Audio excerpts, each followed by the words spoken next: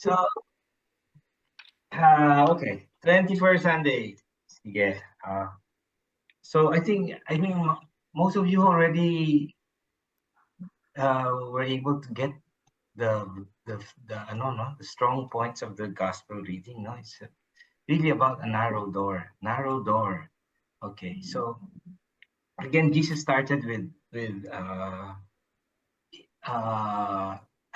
being asked on who will be saved. So when I talk about who will be saved, the Jews are already expecting afterlife, salvation, who will be in the bosom of the Lord. So it talks about eschatology. Eschatology is the study of end times. End times, no? In uh, theology, it talks about what will happen after our life here. So yeah, and it talks about the kingdom of God. So yeah, so if you want to know more about uh, the discourse, read Matthew chapter 25. Just in case, yon lahat ng discusses the kingdom of God. Anyway, so as we start, no, Jesus did not answer in terms of numbers. He was asked, marami ba o kaunti lang? But he said, strive to get through the narrow door. So the narrow door, again, most of you have pointed it out. It's our sacrifices, no? So narrow door, di ba? Yung sinabi sa Hebrews, di ba? That is the sacrifice, no? The we are being corrected by God. No? The pain that God gives us is not a punishment, no? The suffering as we go and evangelize is not a punishment. It is a way for us to be purified, no? So, di ba? Sa refiner's fire, we are purified like silver, no? So, this is a way for us to be corrected, no? Don't take it against God that this certain oppression is a form of punishment for not doing this or not doing that, no? These are sabi nga ni Angela, she's very thankful for all the work that she does for so again, these are things to purify us to be more holy. So the narrow door is actually God's word, no? Ang hirap talaga ng salita ng Diyos. Ang hirap ipasabuhay ang salita ng Diyos. And it's very difficult if you really follow God's Jesus' commandment, no? Love everyone as I loved you. So it's not just simple emotional love. It is a sacrifice for others. No? So it's a way for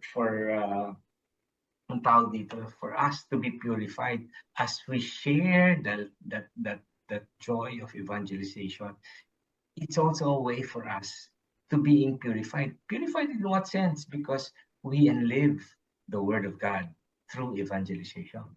So nakikita ng tao ang ating buhay is really what is the gospel, what is the evangelization. So again, when we are when we there is this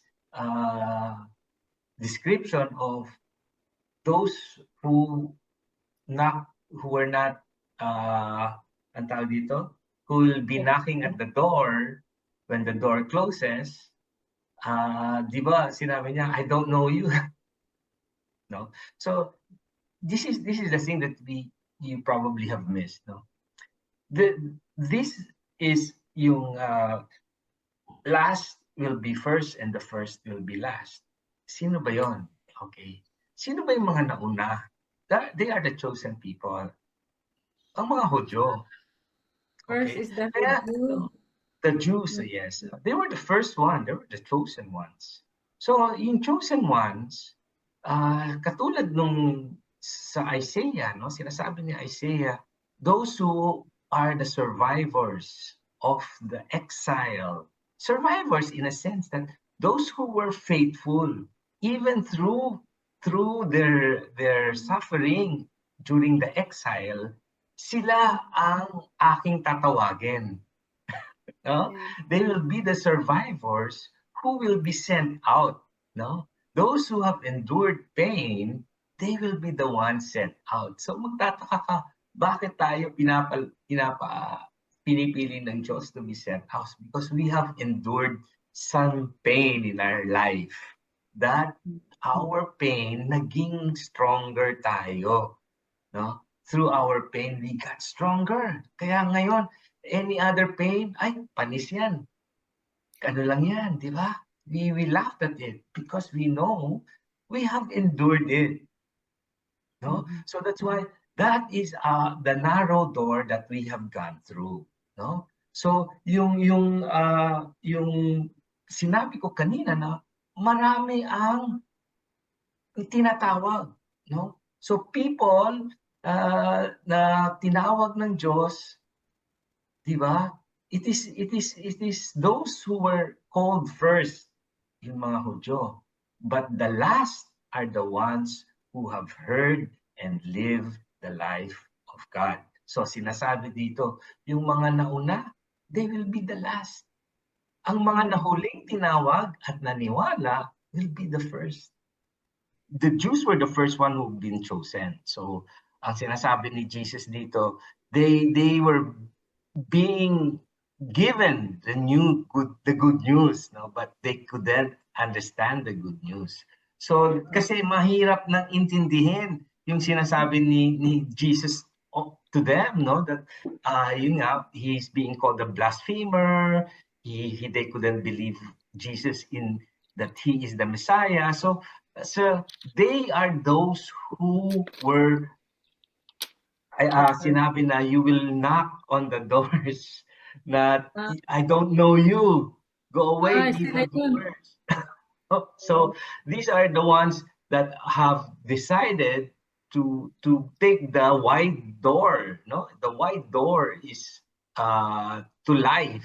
No, yan yung earthly world, the earthly life that they have been living. So yung sinabi natin na the last will be the first.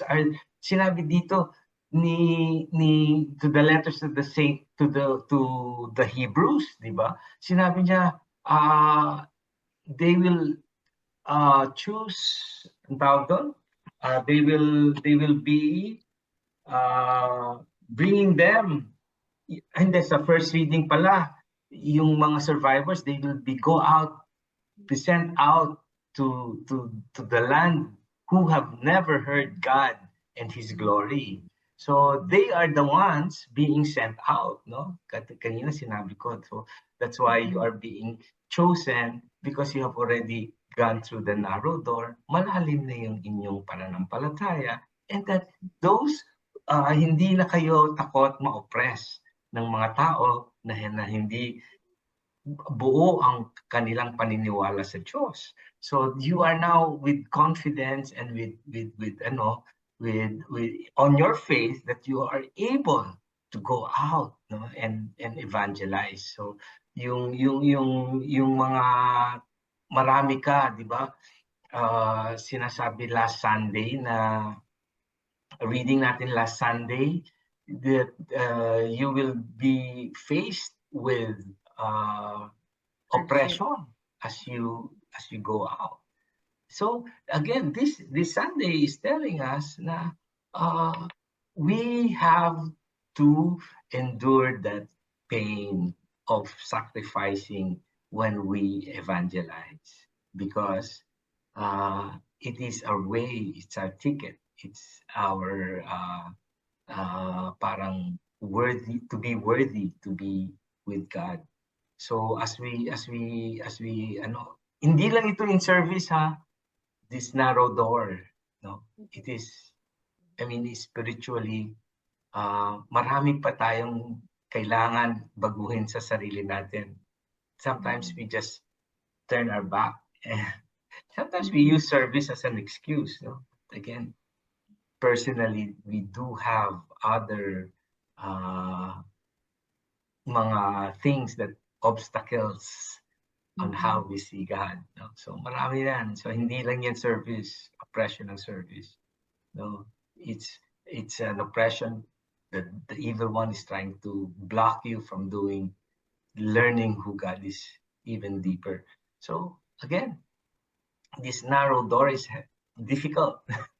We struggle every day, in our personal life, and most especially in serving others.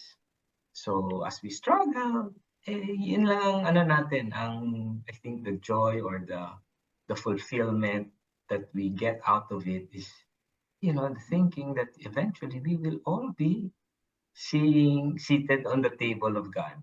No? So Lining. Yun lang ang parang natin, ang ang bang word yun, we are looking forward to, Yeah. so the rest is just noise. So when we look forward to that promise that we will be, eventually with God. Amen. Yeah. So Okay. hopeful that you are also be able to go through the narrow door. Yeah. Go Yeah. to the mahirap na door para Yes. makapasok tayo. Wow. Okay.